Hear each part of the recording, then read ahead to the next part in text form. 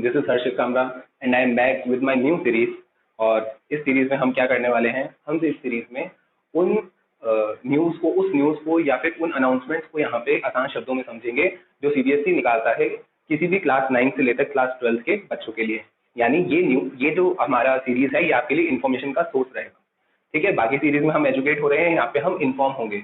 कोई भी official announcement आती है या कोई भी ऑर्डर पास होता है या कोई भी ऐसी चीज जो आपके लिए जानना जरूरी है, एग्जाम से रिलेटेड, शेड्यूल से रिलेटेड, टाइम टेबल से रिलेटेड, मैं कोशिश करूंगा कि उन अनाउंसमेंट्स को यहाँ पे आकर कुछ इजी शब्दों में समझा सकूं। तो आज उसी के फर्स्ट एपिसोड में या फर्स्ट वीडियो के अंदर हम ले रहे हैं 2-3 दिन पहले ये मेजर अनाउंसमेंट जो सीबीएसई ने खासकर निकाली है क्लास 10 और क्लास 12 के बच्चों के लिए। इनमें उन्होंने क्या बताया है, क्या उसका इजी एक्सप्लेनेशन है, क्योंकि असल में क्या होता है ना कि वो काफी ऑफिशियल लैंग्वेज होती है और न्यूज सर्कुलेट होते होते होते उसका मीनिंग चेंज हो जाता है। तो आज हम उसको इजी लैंग्वेज में समझेंगे कि असल में उस अनाउंसमेंट में क्या आया है और हमारे लिए काम की चीज क्या है। तो मैंने इस वीडियो को 2 मेजर पार्ट में बांटा है। फर्स्ट में पूरा न्यूज का डिस्क्रिप्शन और लास्ट में उसका कंक्लूजन की न्यूज असल में क्या क्या पॉसिबिलिटीज हैं जो भी उन्होंने न्यूज दी उससे रिगार्डिंग। ठीक है, तो चलिए शुरू करते हैं। और हाँ प्लीज आपका सपोर्ट ही मैं कंसिस्टेंट रख पाता है, तो do share, like, comment and subscribe. Thank you. देखिए, अनाउंसमेंट किसने करी है? सीबीएसई ने करी है। किसके रिगार्डिंग करी है? क्लास 10 और क्लास 12 के रिगार्डिंग करी है। इसका मेन जो सब्जेक्ट है पहले वो समझ लेते हैं। अनाउंसमेंट में क्या किया है उन्होंने? स्पेशल स्कीम निकाली है। किसके लिए? असेसमेंट। किसके असेसमेंट के लिए? बोर्ड की जो क्लासेस हैं। बोर्ड की क्लासेस कौन सी हैं? 10th and 12th। इसमें हम 9th और 11th की बात भी करेंगे बीच में, मगर मेन फोकस उन्होंने किस पे किया है? 10th और 12th। पहली बात, इसकी नीड क्यों थी?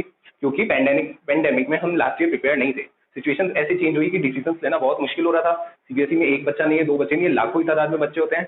तो सबका रिजल्ट अच्छे से डिक्लेयर हो उसके नेक्स्ट ईयर के लिए, इसलिए उन्होंने असेसमेंट की स्कीम में थोड़ा सा चेंजेस लाके, कुछ न्यूनेस लाके उसको इजी किया है। साथ ही साथ उन्होंने ये इंश्योर किया है कि अगर एग्जाम हो, नहीं हो या जिस तरीके के भी एग्जाम्स हो, रिजल्ट के लिए हमारे पास कुछ मटेरियल अवेलेबल हो, हम उसके बेसिस पे बच्चे को मार्क्स दे सकें। तो यही स्कीम हम आज समझने वाले हैं। तो पहले जो सबसे मेन पॉइंट, जो हमारा एकेडमिक सेशन है, एकेडमिक सेशन कौन सा? 21-22 वाला जो चल रहा है हमारा इस साल का, वो बढ़ चुका है 2 टर्म्स में, टर्म 1 एंड टर्म 2। ठीक है, टर्म 1 एंड टर्म 2। टर्म 1 के बेसिस पे 50% सिलेबस, टर्म 2 में भी 50% सिलेबस। 50% सिलेबस इसका रैशनलाइज सिलेबस, यानी जैसे लास्ट ईयर एक न्यू सिलेबस आया था जिसके अंदर कुछ टॉपिक्स एलिमिनेट हुए थे और कुछ ऐड भी हुए थे शायद आईसीएसई वगैरह में। तो उसके अंदर क्या है, हम इस साल भी क्या करेंगे, एक रैशनलाइज सिलेबस सीबीएसई निकालेगी। उसका जो 50% होगा वो टर्म 1 में आएगा और सेकंड हाफ का जो 50% होगा वो टर्म 2 में हमें देखने को मिलेगा। अभी टर्म 1 और टर्म 2 में डिफरेंस क्या है? क्या नॉर्मल एग्जाम्स होंगे, क्या सिर्फ एमसीक्यूज होंगे? तो चलिए वो देखते हैं पहले।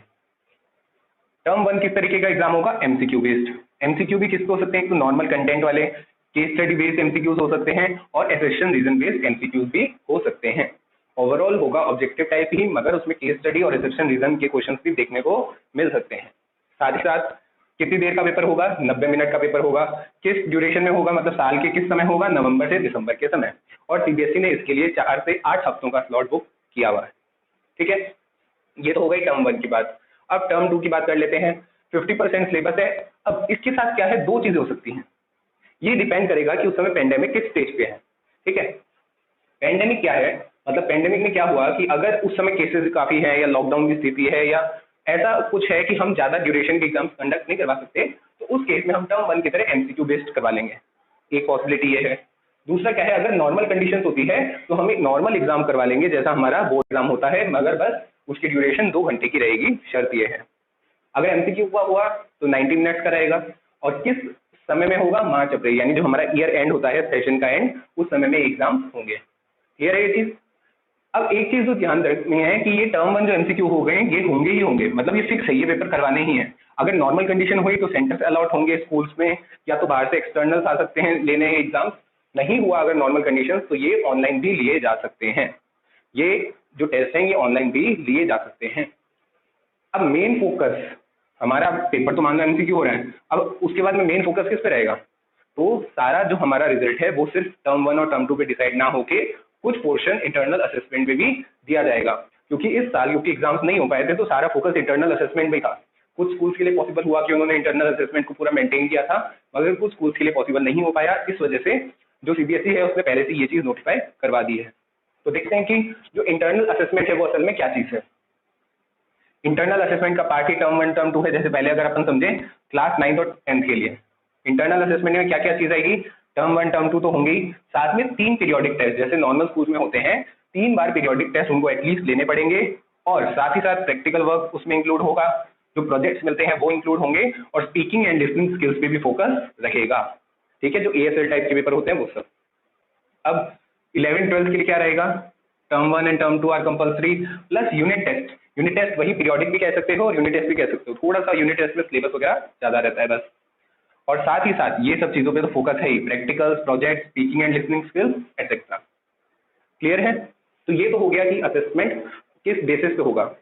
अब मान लो जो इन्होंने ये बेसिस सेट किया है वैसा हमारे अकॉर्डिंग ना हो पाया, कि सिचुएशन वर्स हुई या एकदम सिचुएशन नॉर्मल हो गई, तो क्या पॉसिबिलिटीज हो सकती है उनको एक एक करके डिस्कस करते हैं। तो पहली पॉसिबिलिटी कि स्कूल खुल चुके हैं और दोनों एग्जाम्स कंडक्ट हो गए, टर्म 1 इस तरीके से कंडक्ट हो गया, टर्म 2 नॉर्मली कंडक्ट हो गया, तो जो मेन रिजल्ट होगा उसके अंदर मेजर पोर्शन टर्म 2 पे डिपेंड करेगा और टर्म 1 पे इतना फोकस नहीं दिया जाएगा रिजल्ट डिक्लेरेशन के समय। क्लियर है? क्योंकि ऑब्वियसली बात है थोड़ा सा MCQ बेस्ड है तो इसको कम वेटेज मिलेगी, किसके कंपैरिजन में, टर्म 2 के कंपैरिजन में। सेकंड सिनेरियो हमारे अगर टर्म 1 ऑनलाइन होते हैं या फिर टर्म 1 नहीं हो पाते, जैसे थर्ड वेव सब कह रहे आएगी, तो अगर उस केस में टर्म 1 नहीं हो पाते और टर्म 2 हमारे कंडक्ट हो जाते हैं, टर्म 1 नहीं हो पाते और टर्म 2 हो जाते हैं, तो हमारा मेन जो फोकस रहेगा वो सारा टर्म 2 के ऊपर रहेगा, वो सारा किसके ऊपर रहेगा, टर्म 2 के ऊपर रहेगा। क्लियर है ये चीज? अब थर्ड सिनेरियो क्या हो सकता है कि टर्म 1 अच्छे से कंडक्ट हो गए, और टर्म 2 नहीं हो पाए किसी कारणवश, पेंडेमिक के वर्ष हो जाने के कारण टर्म 1 कंडक्ट हो गया मगर टर्म 2 कंडक्ट नहीं हो पाया, तो हमारी जो वेटेज है टर्म 1 की वो काफी बढ़ जाएगी और उसके साथ इंटरनल असेसमेंट को काउंट किया जाएगा। अगर किस केस में टर्म 2 नहीं हो पाते, सिर्फ टर्म 1 होते हैं, तो उस केस में टर्म 1 की वेटेज बढ़ जाएगी और जो रिजल्ट डिक्लेयर होगा वो टर्म 1 के मार्क्स पे हो सकता है और उसमें इंटरनल असेसमेंट शामिल है। अब जो फोर्थ केस है, इन केस हमारा टर्म 1 भी नहीं हो पाया किसी कारणवश, टर्म 2 भी नहीं हो पाया, तो जो सारा वेटेज होगा वो इन इंटरनल असेसमेंट्स पे आ जाएगा। तो हम इससे कंक्लूड क्या कर सकते हैं पूरी न्यूज से, कि हमें through out the year active रहना है, क्लास की एक्टिविटीज, प्रोजेक्ट्स, प्रैक्टिकल्स, इन सब पे फोकस रहना है, क्योंकि एट द एंड हमें नहीं पता कि एग्जाम किस बेसिस पे होंगे, हम बस प्रिपेयर कर सकते हैं, क्या पता सारा जो हमारा रिजल्ट है वो इंटरनल असेसमेंट से निकले, तो हमें इसकी प्रिपरेशन करनी है इसकी, और इंटरनल असेसमेंट्स तो करनी ही है मेनली इस साल। तो ये था सारा सार, किसका, समरी थी पूरे अनाउंसमेंट की। होप करता हूँ सबको समझ में आया होगा। अगर आपको क्लियर होता है मेरी बात से तो प्लीज कमेंट में जरूर लिख दीजिएगा।